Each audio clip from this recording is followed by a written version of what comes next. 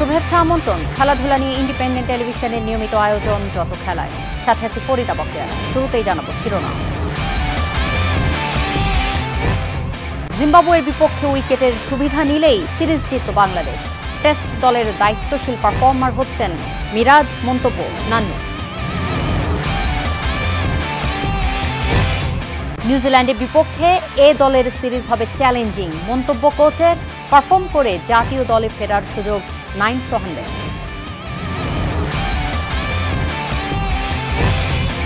BPL এর দ্বিতীয় লেগে কাল মুখোমুখি দুই জায়ান্ট আবাহনী বসুন্ধরা কিংস। শিরোপা রেইসে থাকতে জয় পেতে মরিয়া দুদলই।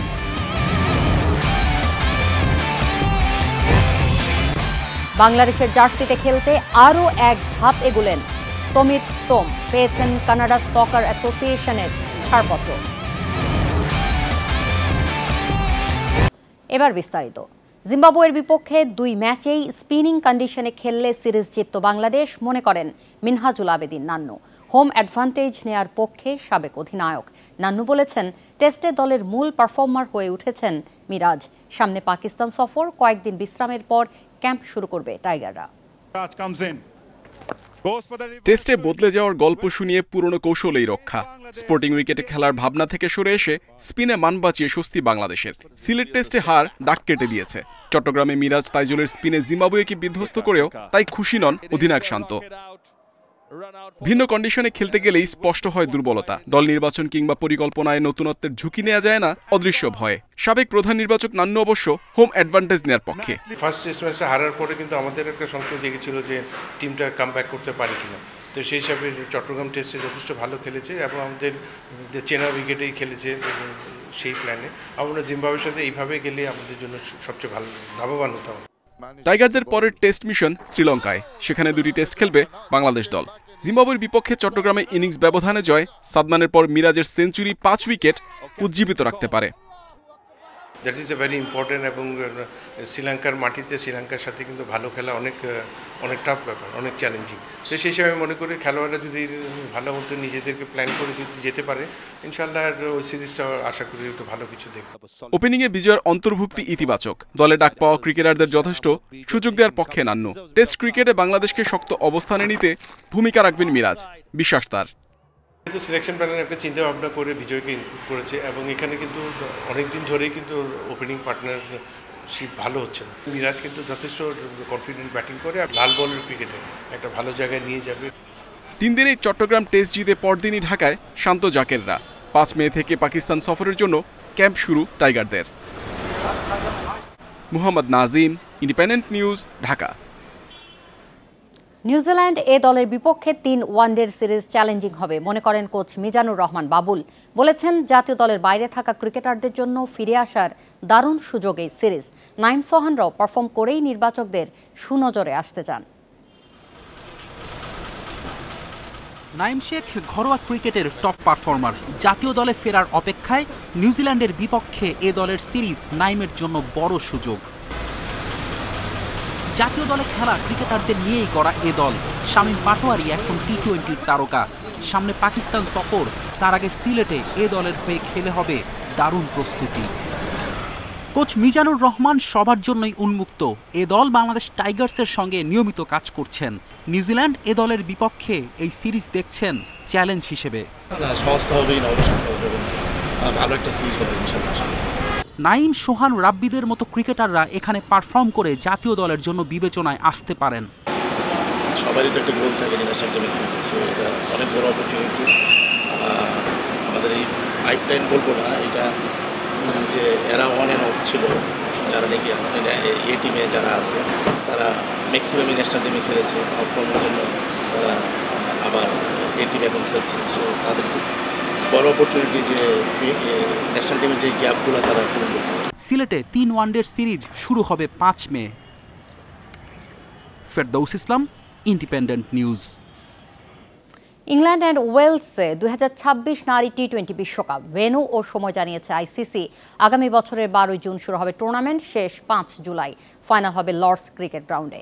বিশ্বকাপে 24 দিনে হবে 33 ম্যাচ, 2 গ্রুপে ভাগ হয়ে খেলবে 12 দল। গত বছরের অক্টোবরে র্যাঙ্কিংয়ের শীর্ষ 8-এ থাকা দলগুলো জায়গা নিশ্চিত করেছে। বাছাই পর্ব খেলে আসবে আরও 4 দল। সরাসরি সুযোগ পেয়েছে Australia, Bharat, New Zealand, South Africa ও ওয়েস্ট ইন্ডিজ। এছাড়া র্যাঙ্কিংয়ের ভিত্তিতে পাকিস্তান ও শ্রীলঙ্কার মেয়েরাও সেই সুযোগ পেয়েছে। বাংলাদেশকে খেলতে হবে বাছাই পর্ব।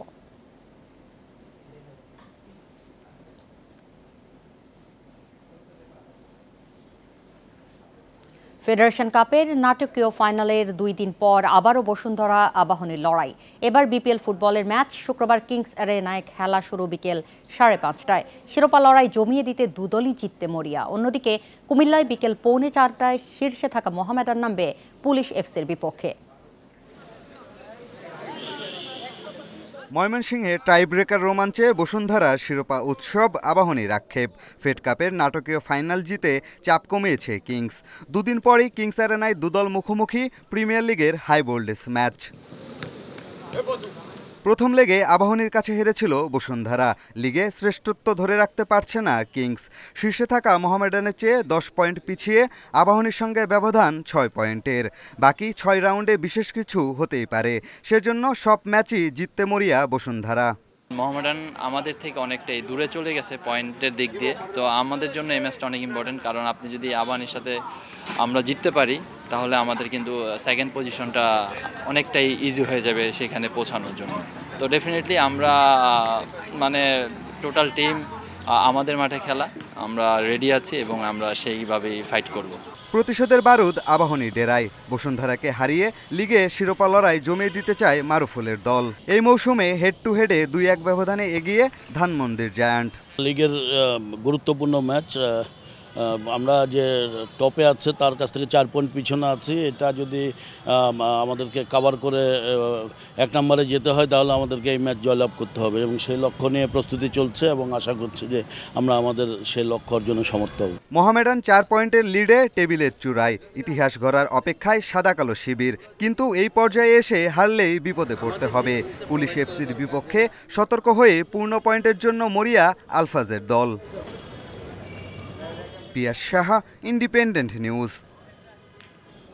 বাংলাদেশের হয়ে খেলতে আরও এক ধাপ এগিয়ে গেলেন কানাডা প্রবাসী ফুটবলার সমিত সোম। পাসপোর্ট তৈরির আগেই পেয়ে গেছেন কানাডিয়ান সকার অ্যাসোসিয়েশনের ছাড়পত্র। মের প্রথম সপ্তাহে পেয়ে যাবেন পাসপোর্টও।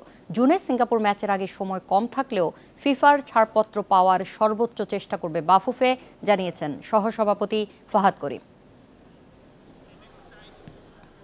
হামজার আগমনে দেশের ঝিমিয়ে পড়া ফুটবলে প্রাণ ফিরেছে। নতুন দিনের পথ চলায় যুক্ত হতে যাচ্ছেন আরও অনেক প্রবাসী ফুটবলার। তাদেরই একজন কানাডা জাতীয় দলে খেলা সমিত সোম। দ্রুত গতিতে এগিয়ে যাচ্ছে লাল সবুজ জার্সিতে সমিতকে খেলানোর প্রক্রিয়া। 5 মের মধ্যে বাংলাদেশি পাসপোর্ট পাওয়ার কথা। তার আগেই ছাড়পত্র পেলেন কানাডা সকার অ্যাসোসিয়েশনের। দেশটির জাতীয় দলে খেলায় এই ছাড়পত্র নেওয়া প্রক্রিয়ার অংশ। কানাডা সকার অ্যাসোসিয়েশন একটা পেয়ে গিয়েছে, সেটা আমি মনে করি একটা অত্যন্ত ভালো এবং গুরুত্বপূর্ণ একটি অর্জন। আমাদের ধারণা ছিল এটা হয়তো সামনের সপ্তাহে আমরা পাবো, বিকজ আমরা সাধারণত 3-4 সপ্তাহ লেগে যায়। হামজার ক্ষেত্রে অলমোস্ট 1 মাস লেগেছিল। সো বাট আলহামদুলিল্লাহ আজকে সকালে আমরা পেয়ে গেছি। পাসপোর্ট পাওয়ার পর বাংলাদেশের হয়ে খেলতে এই মিডফিল্ডারের শুধু দরকার ফিফার ছাড়পত্র। প্রক্রিয়া শেষ হতে কয়েক মাস সময় প্রয়োজন। চলতি মাসের মাঝামাঝি ফিফার কংগ্রেসে যোগ দেবেন বাফুফে সভাপতি। সমিতের ছাড়পত্র দ্রুত পাওয়ার ব্যাপারে আলোচনার সুযোগ পাবেন। জুনে সিঙ্গাপুরের বিপক্ষে সমিতকে পাওয়ার আশার আলো এখানেই। 13 অথবা 14 মে ফিফা কংগ্রেসে উনি যাচ্ছেন প্যারাগুয়েতে। সো উনি বলেছেন আমাকে ইন দ্য মিনটাইম আমরা যদি এটা করে ফেলি, উনি ডেফিনেটলি ইনশাল্লাহ ওখানে কনসার্ন যারা আছেন তাদেরকে রিচ আউট করবেন, তাদেরকে অনুরোধ করবেন। আমি বারবারও বলি এখানে কিন্তু আমাদের অনুরোধ করা ছাড়া আর কিছু করার নেই, because it goes by the book, it has a process. সব প্রক্রিয়া শেষ করে জুনের ম্যাচে সমিত খেলতে না পারলে আক্ষেপ থাকবে বাংলাদেশের। তবে তিনি চাইলে মাঠে বসেই দেখতে পারবেন এশিয়ান কাপ বাছাইয়ে সিঙ্গাপুরের বিপক্ষে বাংলাদেশের ম্যাচ। ব্যবস্থা করবে BAFUFE. Piyas Saha, Independent News, Dhaka. Champions লিগের সেমিফাইনালের প্রথম লেগে বার্সেলোনা ইন্টার মিলানের রোমাঞ্চকর লড়াই শেষ ৩-৩ সমতায়। দুইবার পিছিয়ে পড়েও ড্র করেছে কাতালান জায়ান্টরা। গোল করে রেকর্ড বুকে নাম তুলেছেন বার্সা উইঙ্গার ইয়ামাল। ১৯৯৯ সালের পর এবারই প্রথম সেমিতে ৬ গোলের থ্রিলার উপভোগ করেছে ফুটবল ভক্তরা। বার্সার অ্যাটাক বনাম ইন্টারের ডিফেন্স, লড়াই শুরুর আগে থেকেই উত্তেজনার পারতুঙ্গে। কাতালান জায়ান্টদের কঠিন পরীক্ষায় নিল নেরাজুরিরা। ইন্টারের লিড, বার্সার কামব্যাক, পুরো ম্যাচ ছিল রোমাঞ্চে ঠাসা। শেষ পর্যন্ত অবশ্য জয় উল্লাস করা হয়নি কারোরই। বার্সার অলিম্পিক স্টেডিয়ামে রেকর্ড সংখ্যক দর্শক, কিন্তু কিছু বোঝে ওঠার আগেই স্তব্ধ পুরো গ্যালারি। ম্যাচ শুরুর ৩০ সেকেন্ডেই থুরামের দুর্দান্ত ব্যাক হিলে ইন্টারের লিড। ২১ মিনিটে ডামফ্রিসের ব্যাক ভলিতে ব্লু গ্রানার শিবিরে হতাশার ছাপ। ২ গোল হজম করে তেতে ওঠে ফ্লিক শিষ্যরা।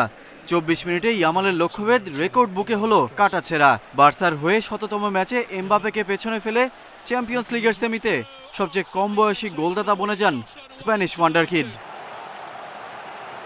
২ মিনিট পরই ইয়ামালের শট ফিরে আসে পোস্টে লেগে। তবে প্রথমার্ধের শেষ দিকে তোরেসের লক্ষ্যভেদে সমতায় ফিরে বার্সেলোনা, উল্লাসে ফেটে পড়ে পুরো স্টেডিয়াম। বিরতির পর ঘুরে দাঁড়ায় ইন্টার। চোট নিয়ে লাউতারো মাঠ ছাড়লেও আক্রমণে ধার বাড়ায় অতিথিরা। তারই ধারাবাহিকতায় ৬৩ মিনিটে নিজের জোড়া পূরণ করেন ডামফ্রিজ। আনন্দ বেশিক্ষণ স্থায়ী হয়নি ইতালিয়ান জায়ান্টদের। ৬৫ মিনিটে আবারও ম্যাচে সমতা। কর্নার থেকে আসা বলে ইয়ামালের ডামি, ফাঁকায় বল পেয়ে রাফিনিয়ার দুর্দান্ত শট। ইন্টার কিপার সোমারের গায়ে লেগে জালে জড়ায় বল। ম্যাচের পরতে পরতে নাটকীয়তা। ৭৫ মিনিটে আবারও ইন্টারের লিড। অবশ্য ভিএআর চেকে কাটা পড়ে সে গোল। ৮৭ মিনিটে দ্বিতীয়বার ইয়ামালের শট যে লাগে পোস্টে। শেষ পর্যন্ত কোনো দলই আর লক্ষ্যভেদ করতে পারেনি। সান সিরোতে দ্বিতীয় leg ৭ May. Galib Hasan, Independent News. Europa লিগের সেমির প্রথম লেগে অ্যাথলেটিক ক্লাবের আতিথ্য নেবে ম্যানচেস্টার ইউনাইটেড। ম্যাচ শুরু রাত ১টায়। একই সময় টটেনহ্যামের প্রতিপক্ষ গ্লিম্ট। এবারের আসরে ছন্দে না থাকলেও ইউরোপের দ্বিতীয় সেরা টুর্নামেন্টে অপরাজেয় ম্যান ইউনাইটেড।